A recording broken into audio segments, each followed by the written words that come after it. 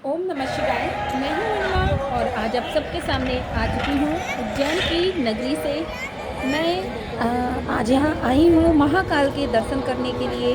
तो सर्वप्रथम महाकाल के टेम्पल में दर्शन करने से हम उसके पहले जब हम रेलवे से स्टेशन से उतरेंगे, रेलवे स्टेशन से जाएंगे और यदि आप लोग के पास में थोड़ा सा समय है, 4-5 घंटे का समय है, तो कहीं भी होटल वगैरह लेने की आवश्यकता नहीं पड़ती है। बैग वगैरह ज़्यादा हैं तो रेलवे स्टेशन में लॉकर रूम होता है, वहाँ रख करके आप नॉर्मल छोटा सा बैग लीजिए और जाइए।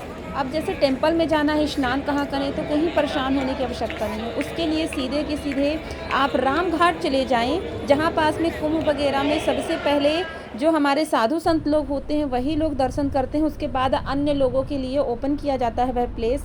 तो राम घाट जाएँ, जैसे कि मैं गई हुई थी। आप लोग देख पा रहे हैं कि मैं उज्जैन में प्रवेश करती हूँ। उज्जैन में प्रवेश करने के बाद सबसे पहले मैंने ऑटो पकड़ी और उसके बाद मैं सीधे सीधे राम घाट चली गई। वहाँ मैंने छित्रा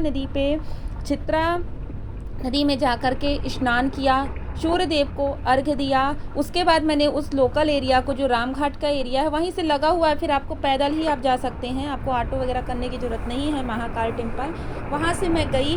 जाने के बाद मैंने 4 नंबर का जो गेट है, हरसिद्धि माता का टेम्पल है, उसी के पीछे साइड से गेट है, वहाँ से मैं गई। जाने के बाद मैंने क्योंकि मेरे पास ज़्यादा टाइम नहीं था कि मैं रो पे लाइन पे लग कर के जा पाऊँ, काफ़ी लंबी लाइन थी, इसकी वजह से मैं 4 नंबर के गेट पे गई और वहाँ 250 रुपये पर व्यक्ति की टिकट कटती है। पर यह टिकट जो कटती है, जैसे व्यक्ति नॉर्मल जाता है, बस दूर से दर्शन करते हैं महाकाल के, वैसे ही दर्शन हुआ था टिकट लेने के बाद भी। तो क्योंकि हमें लाइन में नहीं लगना था, इसलिए हम लोग 2 लोग थे, तो हम लोगों ने 2 टिकट कटाई।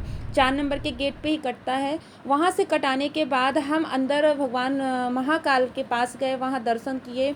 महाकाल में जब भी दर्शन करने जाएं, मेल हो या फीमेल हो, इस चीज़ का विशेष ध्यान रखें कि पुरुष को धोती पहनना है, धोती कुर्ता पहनना है। महिलाओं को साड़ी ज़रूर पहन के जाएं, तभी आप गर्भगृह में प्रवेश कर सकते हैं, अन्यथा वहाँ प्रवेश वर्जित होता है, बिना साड़ी के नहीं जाने देते हैं। तो इस चीज़ का विशेष ध्यान देंगी। उसके बाद हमने दर्शन किया। दर्शन करने के बाद में हमारे पास में, क्योंकि हमारी ट्रेन थी, 2 बजे की ट्रेन थी, तो हमारे पास समय नहीं था, तो हम ज़्यादा इधर उधर घूमे नहीं, क्योंकि यह प्रोसेस करते करते ही हमको 12 बज चुके थे, 12 साढ़े 12 बज चुके थे। दर्शन करते करते हमने हरसिद्धि माता में अपना जाके प्रणाम किया, दर्शन किया, महाकाल में दर्शन किया, थोड़ा सा हमने घूमा इधर उधर। उसके बाद फिर हम वहाँ से निकल करके कुछ अपने पर्सनों से मिले, जो वहाँ हमारे लोकल व्यक्ति हैं, उनसे हमने मुलाकात की और वहाँ से निकल के हम सीधे रेलवे स्टेशन आ गए। रेलवे स्टेशन में, क्योंकि हम अपने टाइम पे ही आ गए थे, 2 बजे की हमारी ट्रेन थी, बट ट्रेन काफ़ी लेट होने की वजह से 6 बजे ट्रेन आई थी। फिर हम क्या करते, हमने सोचा कहाँ जाएं, फिर हम कहीं भी गए नहीं, क्योंकि धूप भी काफ़ी ज़्यादा थी, ट्रेन का कोई भरोसा नहीं है, जल्दी भी आ सकती है, इसलिए हमने वेट करने का ही निश्चय किया। हम वेट करते रहे, वेट करते करते पूरा का पूरा 4 घंटे हो गए वहाँ वेट करते करते। तो उसके लिए मेरा एक रेलवे स्टेशन में छोटा सा मैसेज भी मैंने दिया हुआ है। साथ में ही मैंने रेलवे पे ही, स्टेशन पे ही रुद्राक्ष की माला, जो मेरी सिद्ध माला है, उसका भी प्रमोशन भी हमने किया। कैसे हम रुद्राक्ष में अपने कानों में कुंडल धारण कर सकते हैं, यह सारी चीज़ों का मैंने आप लोगों को कुंडल अपने लाइव वीडियो पे बताया था। तो अब हम यहाँ से उज्जैन दर्शन कर से, क्योंकि हम सोमनाथ जा रहे थे और रीवा से हमारे यहाँ का जो रूट था वो उज्जैन होके ही जा रहा था, तो महाकाल के दर्शन करके ही आगे जाना हमने उचित समझा। तो हमारी आगे की यात्रा जो थी वह मैं आपको बताऊंगी कि कैसे हम सोमनाथ पहुँचे, वहाँ कहाँ रुके, कैसे रुके, वह सारी विधि मैं आप लोगों को बताऊंगी। तो जुड़े रहिए। यह मेरा पहला ब्लॉग है, तो आप लोगों को हमारे इस ब्लॉग पे जुड़े रहना है। कैसा लग रहा है आपको, मुझे क्या क्या अपडेट करना चाहिए, सब कुछ आप लोग मुझे गाइड करें। यह मेरा अनिमा ऑफिशियल ब्लॉग के नाम से मैंने न्यू चैनल ओपन किया है। आप लोगों को, क्योंकि मैं ट्रैवल करती रहती हूँ, तो आप लोगों को यह बताती हुई चलूँगी कि कैसे कहाँ रुकना चाहिए, कैसे कम खर्चे में हम ज़्यादा से ज़्यादा घूम सकते हैं। इन सारी चीज़ों को मैं आपको आगे गवर्नमेंट को इस चीज़ पे भी बहुत ज़्यादा ध्यान देना चाहिए। क्यों? क्योंकि गवर्नमेंट हमसे तो हर एक चीज़ का टैक्स वसूल रही है।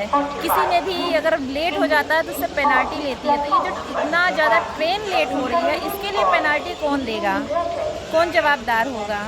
मतलब 15-20 मिनट 10 मिनट चलता है, लेकिन 4-4 घंटे ट्रेन लेट हो रही है। रेगुलर ये टाइम होके रखा हुआ है, तो सुधार क्यों नहीं किया जा रहा है? इस दिशा में क्यों कार्य नहीं कर रही है?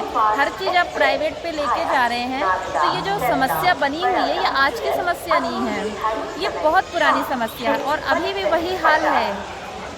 आज भी वही हाल है कि 4-4 घंटे ट्रेन लेट हो रही हैं। तो कृपया हमारी सरकार को और लोगों को भी जुड़ करके इस पर प्रयास करना चाहिए कि ये जो प्रॉब्लम आ रही है उसको किसी तरह से भी दूर किया जाए और ट्रेन जो हो ऑन टाइम पे आए। और यदि ट्रेन टाइम पे नहीं आती है तो उसके लिए सरकार जो टिकट ले रही है उसकी पेनल्टी हमें बाकायदा रिफंड करे, फ्री में यात्रा कराना चालू करे। फिर क्योंकि टाइम की वैल्यू होती है। तो यही एक मेरी रिक्वेस्ट है, इस पे भी थोड़ा सा ध्यान दें और आप सभी कोई ज़रूर उस पर अपने अपने व्यू रखें। ओम नमः शिवाय।